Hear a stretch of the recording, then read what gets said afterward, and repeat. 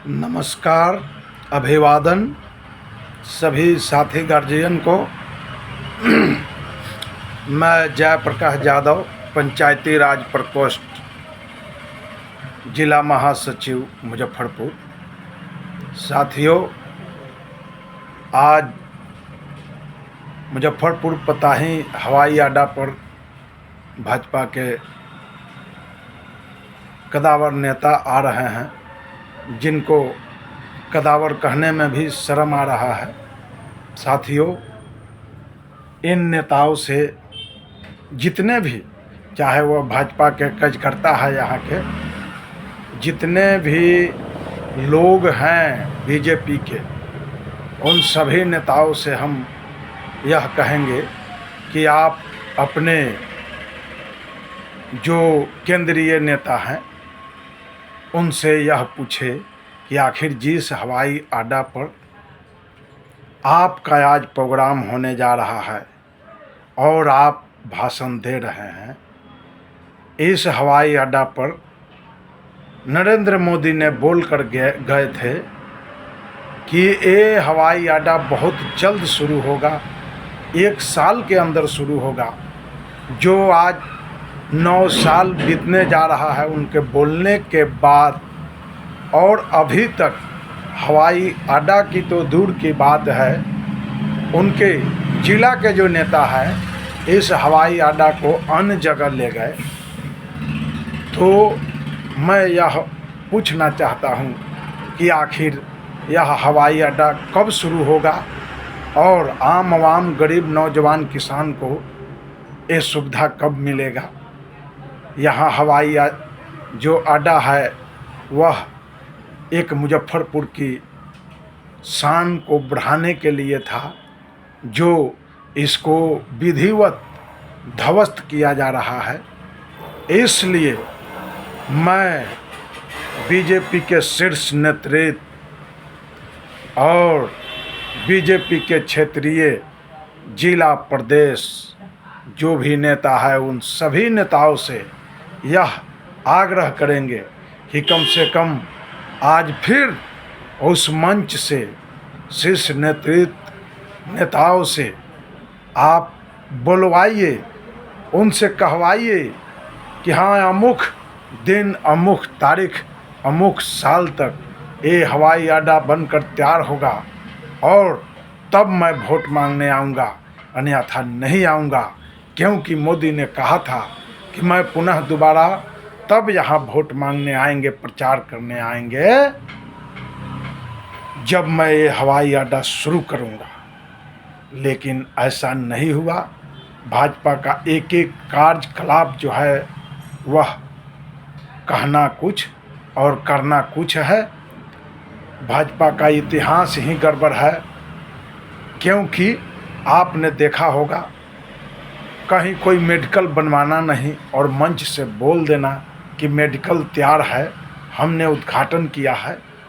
तो झूठ का पुलिंदा आदरणीय मोदी जी से बीजेपी के सभी नेताओं ने सीखा है किस तरह से झूठ बोलना है और झूठ बोलकर किस तरह से सत्ता पर काबिज होना है। साथियों, सत्ता पर काबिज हो सकते हो आप 1 बार से 2 बार, तेबारा आपको जनता मौका नहीं देगा। झूठ 1 बार से 2 बार आप बोल सकते हैं, तेबारा नहीं।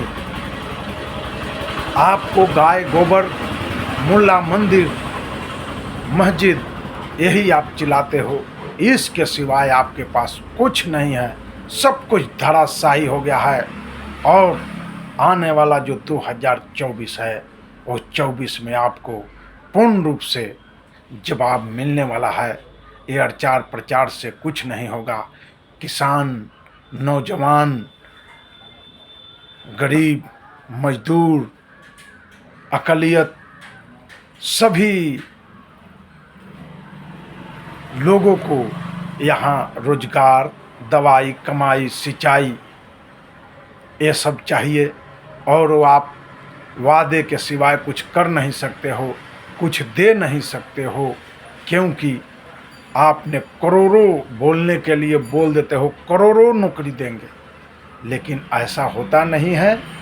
आप नौकरी देने के बजाय रेलवे को प्राइवेट किया। रेलवे में हजारों लाखों लोगों को आपने नौकरी से निकालने का काम किया।